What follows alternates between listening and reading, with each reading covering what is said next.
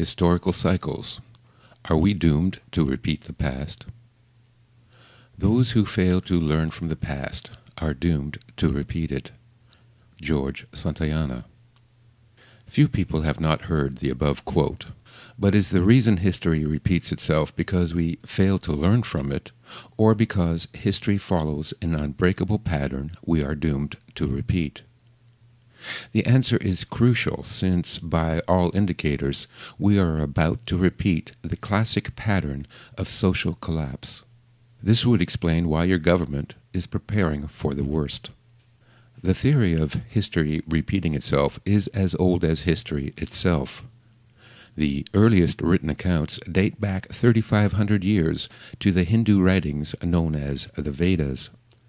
Since then, many who studied history, from the Greek historian Polybius to the father of modern history, A.J. Toynbee, have formulated a theory of historical cycles.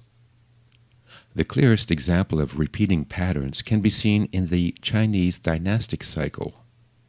China's 3,000-year unbroken history shows a repetitive rise and fall of dynasties. Historians divide this cycle into 4 parts: the founding of the dynasty, the flowering, the decline, and the period of chaos between dynasties. This 4-stage pattern is common to most theories of historical cycles, from the Roman poet Ovid to the Hindu philosopher P.J. Sarkar, and more recently in the Strauss-Howe generational theory. Although the titles of the 4 stages vary among the theories, their characteristics remain nearly identical. I have combined the most commonly used terms for each age as warrior, intellectual, merchant, and chaos. To better illustrate the 4 stages, let us see how they compare to China's roller coaster of history. Warrior. After the previous dynasty has collapsed and the country broken apart, a new warlord vanquishes his rivals, declares himself emperor, and founds the next dynasty.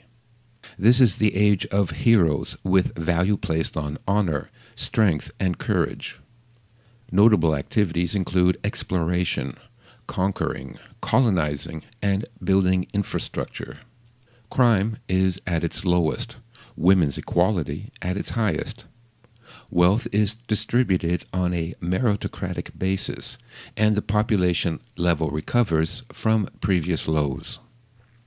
Intellectual. Each new dynasty needs to establish its legitimacy through benevolent rule, and so, during the reigns of the next few emperors, the living conditions of the common people begin to improve. This is often called the dynasty's golden age. This is the age of arts and sciences, valuing new ideas, inventions, and techniques. Notable activities include public art projects and the founding of libraries and universities.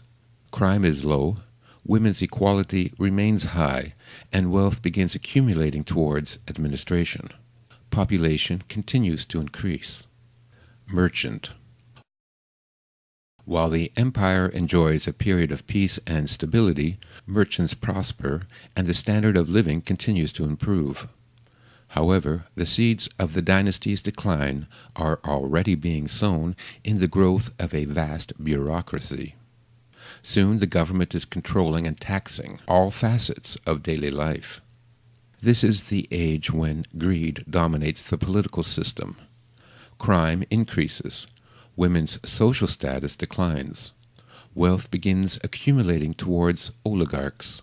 Population continues to increase. Chaos. The dynasty is in decay and on the verge of collapse. The court and courtiers are corrupt and decadent.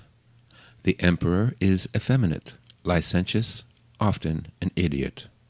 Having pilfered the treasury, the empire raises taxes until the common people are reduced to poverty. The country's infrastructure falls into disrepair. Levees and irrigation systems fail, destroying farms and crops and causing famines. The people rise up. This is the age where government is so corrupt that it is unable to effectively rule. There is a breakdown of law and order. Crime is rampant. Women's status reaches its lowest point, and because of disease, warfare, and natural disasters, population declines rapidly. Wealth is in the hands of criminals. The country splits apart into warring factions, each fighting for dominance through a series of civil wars. The fighting continues until a new hero takes control and founds the next dynasty. This, then, is the Chinese dynastic cycle, based on a four-stage pattern. Can the theory be applied to all civilizations and used to predict future trends? If you study various histories from ancient Egypt and Rome to the Aztec and Inca, you will find this four-stage pattern, with slight variations, always discernible. So, what stage in this cycle is America in, and where are we heading? Comparing the characteristics of each stage to our current conditions, we can quickly eliminate the warrior and intellectual ages.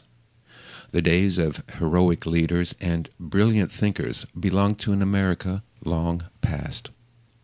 Obviously, we are in the merchant stage, and as anyone who has tried to buy anything made in America can tell you, we are at the end of that stage. The destruction of America's manufacturing base and devastation of its natural resources can only mean that the fat lady is about to take to the stage. So, is history doomed to repeat itself, or can we learn from previous mistakes and avoid rushing headlong into chaos? In the case of China, their history shows no dynasty was able to avoid this fate. Did they fail to learn from the past? Far from it. Chinese history is the most thoroughly documented of any civilization. China's philosophers and historians were well aware of the mistakes made by previous dynasties and ceaselessly warned the emperors of the perils of ignoring the past, all to no avail. Unfortunately, the evidence suggests that civilizations are indeed doomed to repeat the past. Whether warned by a predictive model based on historical cycles, or mindlessly playing out their villainous roles, there can be little doubt that the current elite are preparing for chaos. How else to explain the militarization of domestic police, the massive purchase of arms, ammunition, and armored vehicles, the full spectrum of domestic surveillance, and the endless nibbling away at our rights and freedoms? Obviously, their plan, as was the plan of all despots before them, is to hole up behind a wall of security while the rest of us fight over the remaining scraps of our civilization. What to expect? Of the four ages, the easiest to predict is the age of chaos. It seems every regime throughout history uses the same worn-out playbook on how to self-destruct. So here is the future. Widespread corruption drains the state of its treasury. To recover the losses, the state increases taxation, driving businesses into bankruptcy and employees into poverty. Taxation quickly becomes forcible confiscation of property, precious metals, and food. Food protests turn into riots. The state marches out their henchmen to teach the rabble a lesson. Martial law is declared, and the full array of terror tactics, from unreasonable search and seizure to imprisonment and torture, are used against dissenters.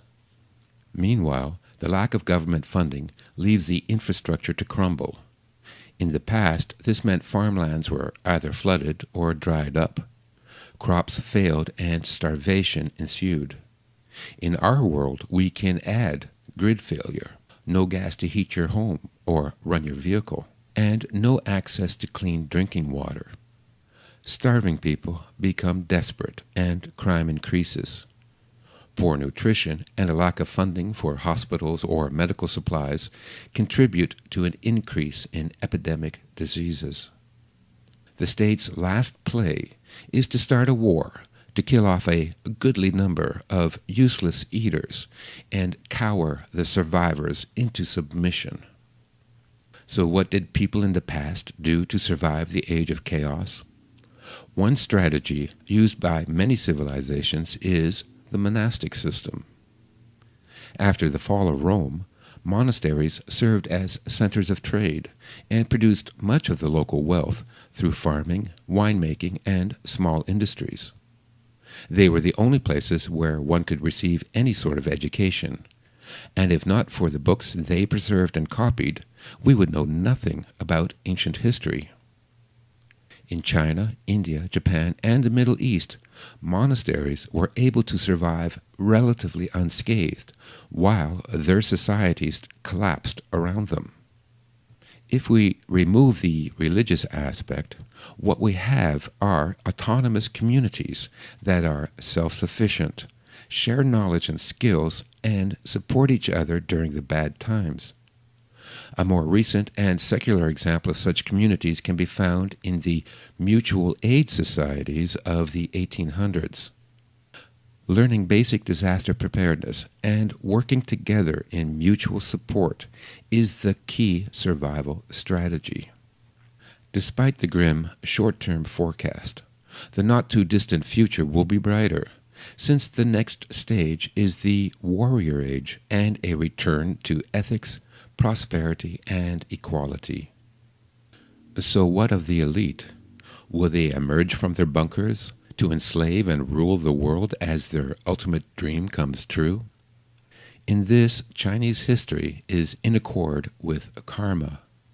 Every member of the aristocracy of each failed dynasty was hunted down and executed during the ages of chaos. Only one emperor lived long enough to see the founding of the succeeding dynasty, and he did so by hiding for 40 years in a monastery.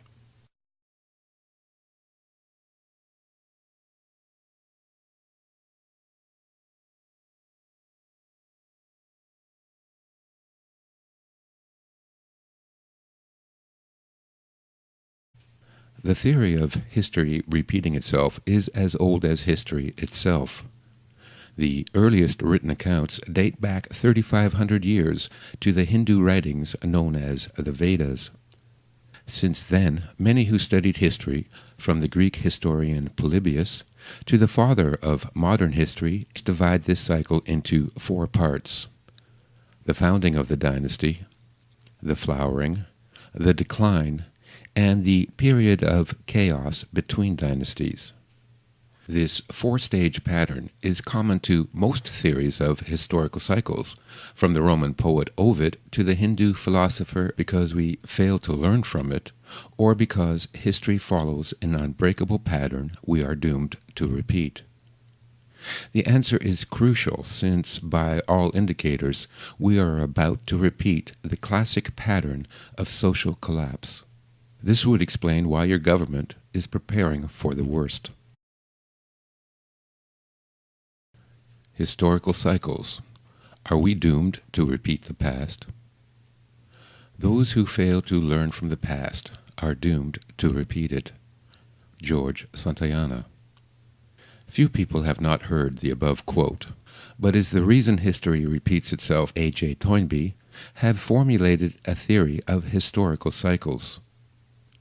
The clearest example of repeating patterns can be seen in the Chinese dynastic cycle. China's 3,000-year unbroken history shows a repetitive rise and fall of dynasties. Historians